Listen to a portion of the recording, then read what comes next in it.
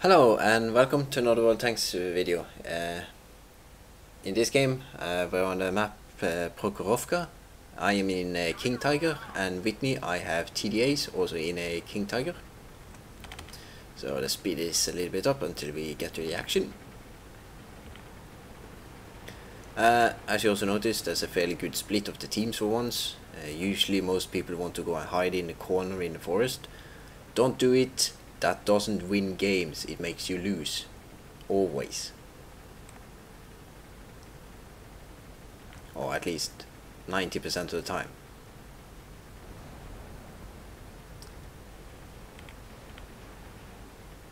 So here I'm getting into the city.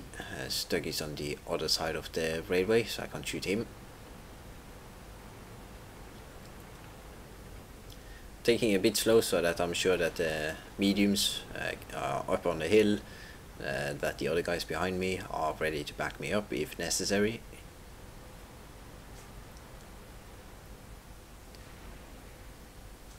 A Panzer IV is on this side, and someone just shot the house I'm at from the side, so chances are the enemy team is around E2 line. So I'm trying to get our forest campers to move up there so that they are spotted, because that's usually what happens.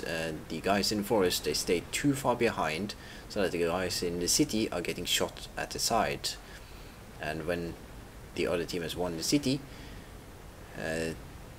they are shooting the ones in the forest in the side. So you need both sides to advance at once, otherwise it simply doesn't work. And in true fashion of a King Tiger, every shot you take, a module is knocked out.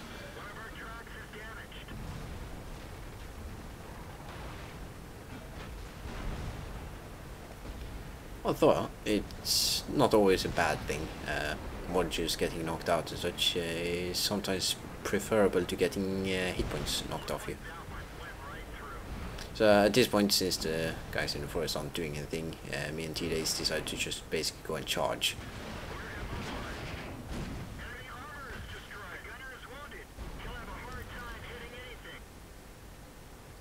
Because there's no big artillery in this, but in a case where there's big artillery and such, this wouldn't have gone well at all. You would have needed the guys in the forest to move as well, because if only one side advances and the other side just sits in the corner,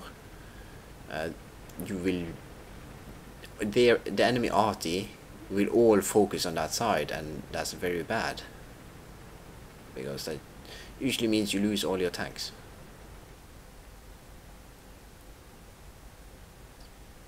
At this point, we're waiting for the forest guys to actually move up a little bit so that we can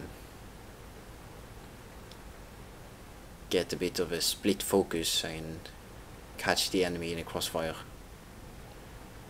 I noticed that the relay isn't even aiming here, so I just go up and shoot him. Now those guys aren't even aiming at me either, so, which is very interesting. Shoot him in the back. They still haven't noticed me, except the T-29. And shoot him. They still aren't focusing on me, which is very funny. The T-29 is gone now. They have finally noticed us and are now trying to reverse behind that rock. And boom, he's dead.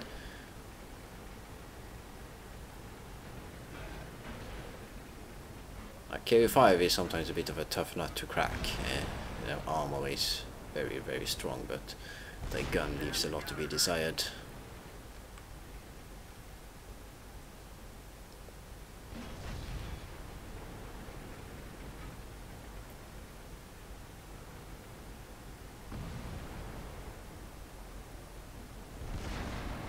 I'm waiting a bit here with shooting so that I can get the Bolter's medal.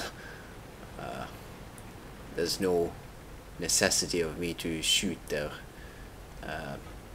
There was no one in critical must save, all of that. It's if it had been a close if it had been close with someone almost dying and such, I would have shot instantly instead of waiting, but with that not being the case, I was perfectly happy with waiting a bit to get a medal.